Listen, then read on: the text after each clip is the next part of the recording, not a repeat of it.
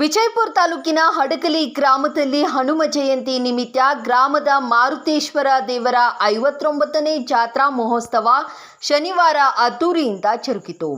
ಗ್ರಾಮದ ಸಾವಿರಾರು ಜನ ಭಕ್ತರು ದೇವಸ್ಥಾನಕ್ಕೆ ಆಗಮಿಸಿ ದೇವರ ದರ್ಶನ ಪಡೆದರು. ಬೆಳಗ್ಗೆ ಮಾರುತೇಶ್ವರ ದೇವರಿಗೆ ವಿಶೇಷ ಅಭಿಷೇಕ ಅಲಂಕಾರ ನೆರವೇರಿಸಲಾಯಿತು.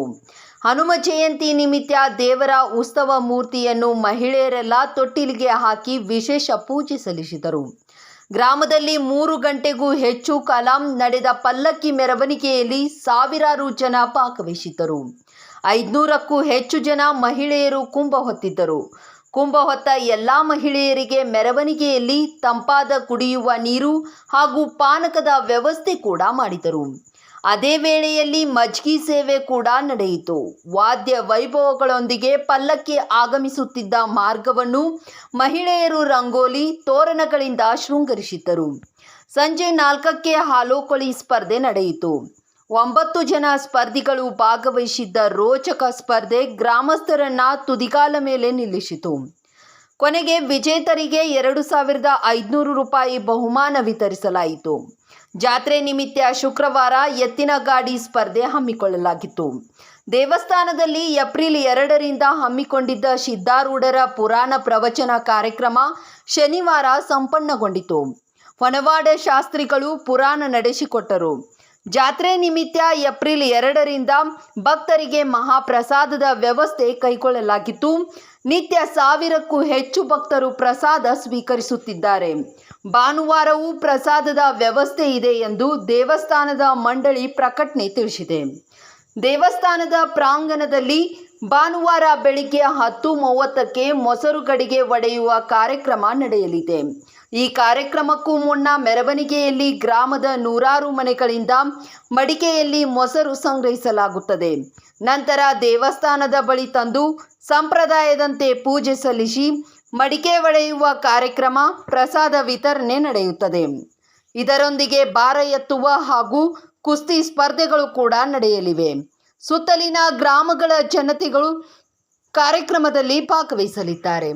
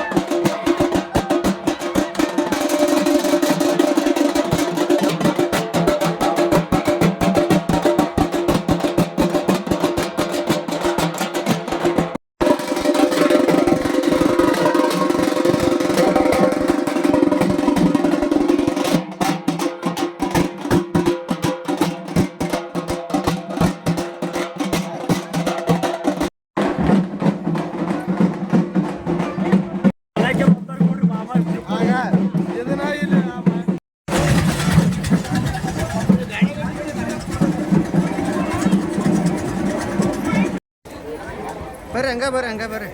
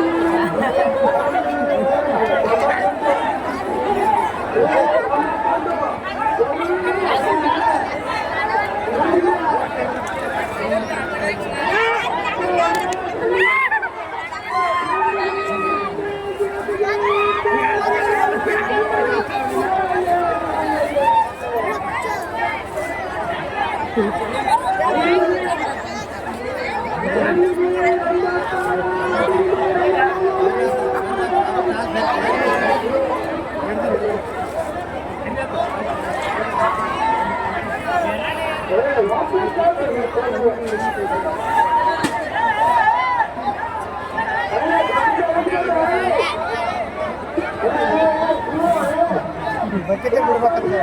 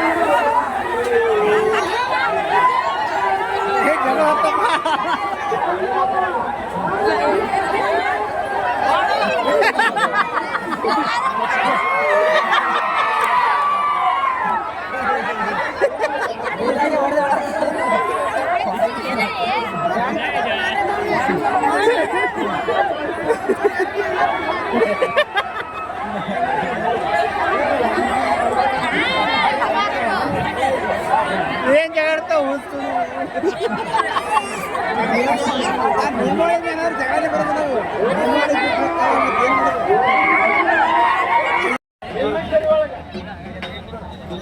ಸರಿ ಹಾ ಚೀಲ ಎತ್ತು ಸ್ಪರ್ಧೆ ಗಂಗನಾಳಿ ಹಾಡಿ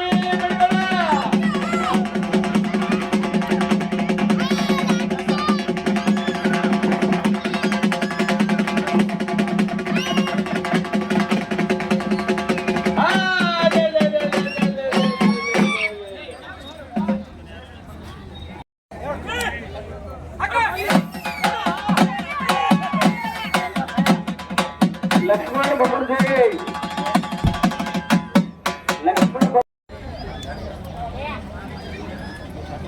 काकरे पेरी गुंडू इकन कुत्ते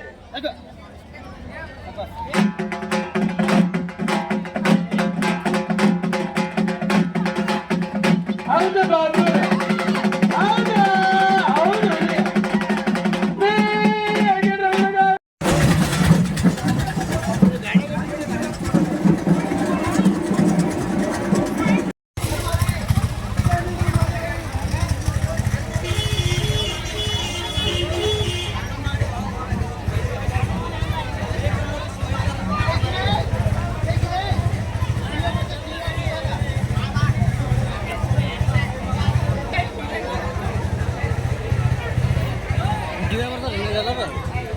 ಯಾವ ಚಾನಲ್ ಈಗ ಬಂದು ಹೇಳ್ತೀನಿ ಅಂತ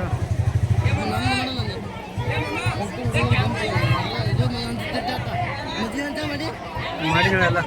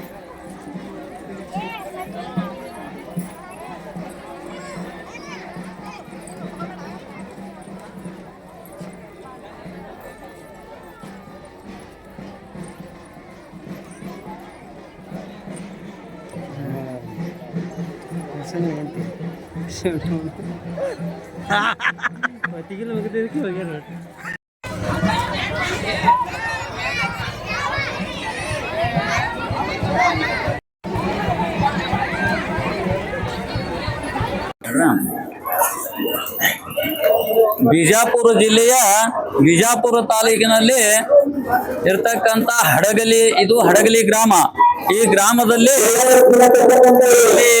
59 ವರ್ಷದಿಂದ 1ನೇ ವರ್ಷದಿಂದ ಹಿಡ್ಕೊಂಡು ಇಲ್ಲಿವರೆಗೂ ಅಂದ್ರೆ 59 ವರ್ಷಗಳ ಕಾಲವಾಯಿತು ಈ ಮಾರುತೇಶ್ವರ ಜಾತ್ರೆ ಪ್ರಾರಂಭವಾಗಿ. ಮೊದಲನ್ನ ಹಿರಿಯರು ಯಾವ ರೀತಿಯಾಗಿ ಮಾಡ್ಕೊತ ಬಂದಿದ್ರು, ನಮ್ಗೆ ಚಿಕ್ಕವರಿಗೆ ಯಾವ ರೀತಿ ಸಲಹೆಯನ್ನು ಕೊಟ್ಕೊತ ಬಂದಿದ್ದಾರೆ, ಅವ್ರು ಮಾಡ್ಕೊಂಡು ಬಂದಂತದ್ದೇ ನಾವು ಮುಂದುವರಿಸಿಕೊಂಡು ಅವರು ಸಲಹೆ ಕೊಟ್ಟಂತ ಪ್ರಕಾರ ಕೊಟ್ಟ ಪ್ರಕಾರ ನಾವಿಂದ ಮಾಡ್ಕೊತ ಬಂದಿದ್ವಿ. ಅವ್ರ ಹಿರಿಯರು ಹಾಕಿ ಕೊಟ್ಟ ಪಾಠದ ಪ್ರಕಾರ ನಾವು ಮಾಡ್ಕೊತ ಬಂದಿದ್ದೀವಿ. ಫಸ್ಟ್ ಹುಣ್ಣಿಮೆ ದಿವಸ ಫಸ್ಟ್ ಏನದಲ್ಲ ಪಾಲ್ಕಿ, ಮೊದಲಿನ ದಿವಸ ಎಲ್ಲ ಪಾಲ್ಕಿಗಳು ಊರಲ್ಲಿ ಪ್ರದಕ್ಷಿಣೆ ಹಾಕೊಂಡು ಬರ್ತವೆ ಬೀದಿಯಲ್ಲಿ. ಆ ನಂತರ ಏನದ ಬೆಳಗ್ಗೆ ಹುಣ್ಣಿಮೆ ದಿವಸ ಬೆಳಗ್ಗೆ ಮುಂಜಾನೆ ನಾವು ಹನುಮಂತ ದೇವರ ಪೂಜೆ ಪುನಸ್ಕಾರ ಅಭಿಷೇಕ ಎಲ್ಲ ಮಾಡಿ ನಾವು ಏನದಲ್ಲ ಹನುಮಂತ ದೇವರ ತೊಟ್ಟಲಲ್ಲಿ ಹಾಕುವ ಕಾರ್ಯಕ್ರಮ ತೊಟ್ಟಲ ಪೂಜೆ ಮಾಡುತ್ತೇವೆ.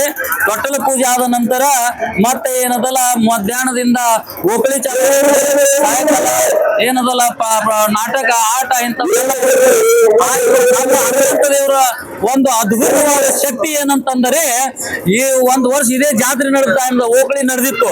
ಓಕಳಿ ನಡು ಹೊತ್ತಿನೊಳಗ ಒಮ್ಮೆ ಮಳಿ ಗುಡುಗ ಒಮ್ಮಿಂದೊಮ್ಮೆ ಏನು ಈಗ ಯಾಕೆ ನಾವು ಯಾವ ಪ್ರಕಾರ ಇದ್ದೇವೆ ಇದೇ ಪ್ರಕಾರ ಇದ್ದಂತಾದ್ರೆ ಒಮ್ಮಿಂದೊಮ್ಮೆ ಮಳಿ ಒಮ್ಮಿಂದೊಮ್ಮೆ ಸಿಡ್ಲು ಬಿದ್ದು ಬಿಡ್ತು.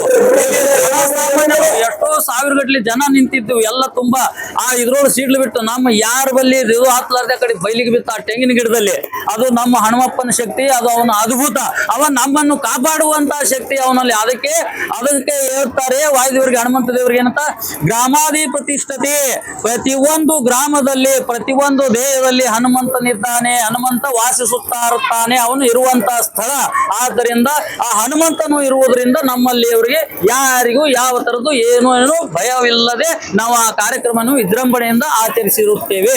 ಅದೇ ಪ್ರಕಾರ ಪ್ರತಿ ವರ್ಷವೂ ನಾವು ಇದೇ ಪ್ರಕಾರ ಮಾತನ್ನ ಮುಂದುವರಿಸಿಕೊಂಡು ಹೋಗುತ್ತೇವೆ. ಇದರಲ್ಲಿ ಯಾವ ಇದೂ ಇಲ್ಲ. ಆ ಭಗವಂತ ಯಾವ ಪ್ರಕಾರ ನಮ್ಮ ಪ್ರೇರಣೆ ಕೊಡ್ತಾನೆ, ಆ ಹಿರಿಯರ ಆಶೀರ್ವಾದ, ಆ ಗ್ರಾಮಸ್ಥರೆಲ್ಲರ ಕೊಟ್ಟಂತ ಪ್ರೇರಣೆ ಪ್ರಕಾರ ನಾವು ಮುಂದುವರಿಸ ಅದೇ ಪ್ರಕಾರ ವರ್ಷ ಮಾಡ್ತಾ ಇದ್ದೇವೆ. ಇದು ಮೊಸರುಗಡಿಗೆ ವಿಶೇಷ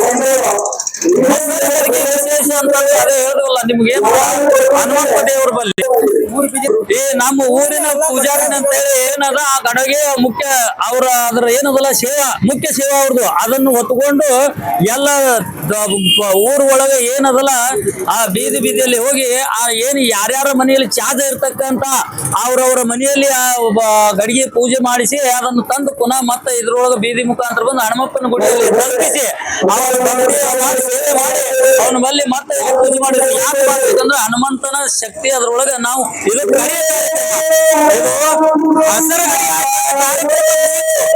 ಕಾರ್ಯಕ್ರಮ ಅಂತ ಹೇಳಿ ಲಾಸ್ಟಿಗೆ ಮೊಸರು ಗಡಿಗೆ ಹಾಲು ಮೊಸರು ತಂಪಾಗಿ ಇರಲಿ ಅನ್ನುವ ಸಂತೋಷರೊಳಗೆ ನಾವೇನೋ ಮೊಸರು ಗಡಿ ಲಾಸ್ಟ್ ಕಾರ್ಯಕ್ರಮ, ಇದು ಕಡೆ ಕಾರ್ಯಕ್ರಮ. ಆದ್ದರಿಂದ ಇದೇನದ ಮೊಸರು ಗಡಿ ಒಡಿ ಕಾರ್ಯಕ್ರಮ, ಇದು ಮುಕ್ತಾಯದ ಕಡೆ ಲಾಸ್ಟ್ ಕಾರ್ಯಕ್ರಮ ಅಂತ ಹೇಳಿ ಇದು ಮಾಡ್ತೇವೆ. ನಮ್ಮ ಹೆಸರು ನಮ್ದು ಶೇಷಗಿರಿರಾವ್ ನಾರಾಯಣರಾವ್ ಕುಲಕರ್ಣಿ, ಅಡಗಲಿ. ವರ್ಷದಂತೆ ಈ ವರ್ಷವೂ ಹಡಗಲಿ ಗ್ರಾಮದಲ್ಲಿ ಶ್ರೀ ಮಾರುತೇಶ್ವರ 59ನೇ ಜಾತ್ರಾ ಮಹೋತ್ಸವವನ್ನು ಪ್ರಾರಂಭಿಸಲಾಯಿತು. ಜಾತ್ರೆಗಳನ್ನು ಫಸ್ಟಿಂದ ಶಾಸ ಮೆರವಣಿಗೆ, ಮತ್ತು ಮರುದಿನ ಕುಂಭ ಮೆರವಣಿಗೆ, ಮತ್ತು ಅಲ್ಲಿದಿಂದ ಹಾಲು ಉಕಳಿ, ಕುಸ್ತಿ, ಅಲ್ಲಿದಿಂದ ವಜ್ಜಿ, ಇವು ಮತ್ತು ಲಾಸ್ಟ್ನೇ ಮೊಸರು ಗಡಿಗೆ ಹೊಡೆಯೋದು, ಅದರ ಅಂತೆ ಎತ್ತಿನ ರೇಸ ಅವು ಎಲ್ಲ ಕಾರ್ಯಕ್ರಮಗಳನ್ನು ಮಾಡಲಾಯಿತು. ಪ್ರತಿ ವರ್ಷದಂತೆ ಈ ವರ್ಷವೂ ಎಲ್ಲ ಸಮಾಜ ಬಾಂಧವರನ್ನು ಕೂಡಿಸಿಕೊಂಡು ಎಲ್ಲ ಸಮಾಜದವರು ವಿಜೃಂಭಣೆಯಿಂದ ಶ್ರೀ ಮಾರುತೇಶ್ವರ ಜಾತ್ರಾ ಕಾರ್ಯಕ್ರಮವನ್ನು ಯಶಸ್ವಿಗೊಳಿಸಲಾಯಿತು. ಎಷ್ಟು ದಿನ ಜಾತ್ರೆ ನಡೀತದೆ? 3 ದಿನ ನಡೀತದೆ ಸರ್. 3 ದಿನ. 3 ದಿನ. ದಿನ ಪ್ರವಚನ, ಪುರಾಣ ಪ್ರವಚನ ನಡೀತದೆ. ಸರ್ ಮತ್ತೆ ಬೇರೆ ಕಾರ್ಯಕ್ರಮ ಏನೇನು ಮಾಡಿದ್ರೆ? ಪ್ರತಿ ವರ್ಷದಂತೆ ಈ ವರ್ಷವು 11 ದಿನ ಪುರಾಣ ಕಾರ್ಯಕ್ರಮ ನಡೆದು 11 ದಿನ ಪ್ರತಿ ದಿನಾನು ಒಂದೊಂದು ಐಟಮ್, ಬೇರೆ ಭಕ್ತರು ದಿನ ಒಂದು ಐಟಮ್ ಪ್ರಸಾದದ ವ್ಯವಸ್ಥೆ ಮಾಡಿದ್ರು. ಆ 11 ದಿನಾನು 11 ತರ ಐಟಮ್ ಎಲ್ಲ ಭಕ್ತರು ಅದನ್ನ ಪ್ರತಿದಿನ ಒಬ್ಬೊಬ್ಬರಂತೆ ಅದನ್ನ ಇದು ಮಾಡಿ ಎಲ್ಲರಿಗೆ ಭಕ್ತರಿಗೆ ಇದು ಪ್ರಸಾದ ಮಾಡಿಸಿದ್ರು. ಈಗ ಅಂದಾಜು ಎಷ್ಟು ಜನ ಇಲ್ಲಿ ಗುಡಿ ಭಕ್ತರು ಬಂದಿರ್ಬೋದು? ಪ್ರತಿದಿನ 11 ದಿನ ಪ್ರತಿ ದಿನ 1000 ರಿಂದ 1200 ಜನ ಸೇರ್ತಿದ್ರು. ಪ್ರಸಾದಕ್ಕೆ ಎಲ್ಲ 1200 ಮಂದಿ ಪ್ರಸಾದ ಮಾಡಿ ಮನೆಗೆ ಹೋಗ್ತಿದ್ರು. ಪುರಾಣ ಯಾವ ನಡೆಸ್ಕೊಟ್ರಿ? ಹೊನವಾಡ ಶಂಕರ ಶಾಸ್ತ್ರಿ ಹೊನವಾಡ.